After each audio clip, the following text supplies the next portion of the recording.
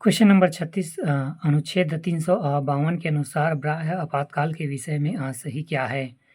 पहला, यह राष्ट्रपति के द्वारा उद्घोषित किया जाता है, सही। दूसरा, इसमें 2 माह के भीतर इस पर संसद की स्वीकृति मिल जानी चाहिए, गलत। तीसरा, 1 माह के भीतर इस पर संसद की स्वीकृति मिल जानी चाहिए, सही, 1 माह। चौथा, संसद के साधारण बहुमत से इस पर स्वीकृति मिलनी चाहिए, गलत। पांचवा, संसद के 2/3 बहुमत से इस पर स्वीकृति मिलनी चाहिए, सही। छठवां, संसद के असाधारण बहुमत से इसे वापस लिया जा सकता है, सही। सातवां, संसद के 2/3 बहुमत से इसे वापस लिया जा सकता है, गलत। आठवां, इस पर संसद के संयुक्त अधिवेशन में स्वीकृति ली जा सकती है, गलत। क्वेश्चन नंबर 36 अनुच्छेद 352 के अनुसार बाह्य आपातकाल के विषय में सही है। पहला, यह राष्ट्रपति के द्वारा उद्घोषित किया जाता है।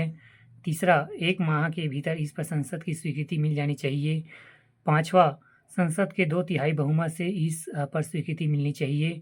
छठवां, संसद के साधारण बहुमत से इसे वापस लिया जा सकता है। व्याख्या, अनुच्छेद 352 के अनुसार बाह्य आपातकाल के विषय में निम्न प्रक्रिया है। पहला, बाह्य आक्रमण अथवा गंभीर आपात की स्थिति में राष्ट्रपति संपूर्ण भारत या उसके राज्य क्षेत्र में आपातकाल की उद्घोषणा कर सकते हैं। दूसरा, संसद के दोनों सदनों द्वारा आपातकाल की उद्घोषणा जारी होने के 1 माह के भीतर अनुमोदन होना आवश्यक है। तीसरा, आपातकाल की घोषणा तथा इसके जारी रहने का प्रत्येक प्रस्ताव संसद के दोनों सदनों द्वारा विशेष बहुमत अर्थात उस सदन के कुल सदस्यों के बहुमत तथा उस सदन में उपस्थित तथा मतदान करने वाले सदस्यों के 2/3 बहुमत से। चौथा, संसद के साधारण बहुमत से यह वापस लिया जा सकता है। क्वेश्चन नंबर 37 भारतीय संघ व्यवस्था में कौन सा एकात्मक तत्व पाए जाते हैं?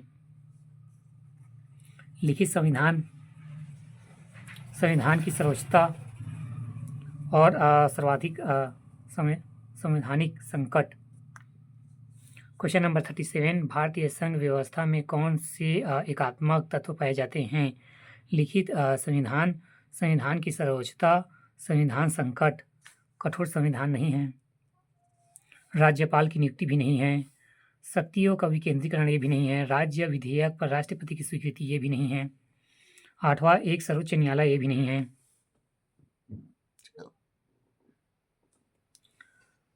व्याख्या, संविधान के एकात्मक तत्व। लिखित संविधान, दूसरा संविधान की सर्वोच्चता, तीसरा संवैधानिक संकट, चौथा एकल नागरिकता, पांचवा एकल असंविधान, छठवां एकीकृत न्यायपालिका।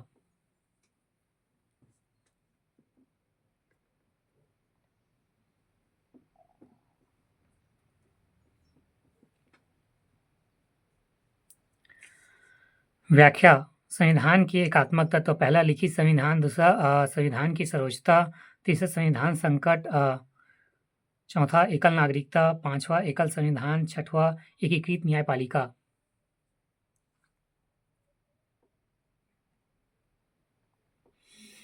क्वेश्चन नंबर 37 भारतीय संघ व्यवस्था में कौन सा एकात्मक तत्व पाए जाते हैं? लिखित संविधान, तीसरा संविधान की सर्वोच्चता, सातवां संविधान संकट।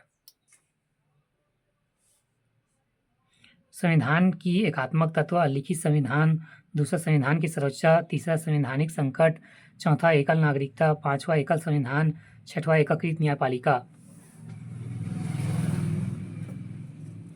क्वेश्चन नंबर 38 केंद्र सरकार और गैर योजना व्यय के अंतर्गत सबसे बड़ी मद क्या है? सी, ब्याज भुगतान।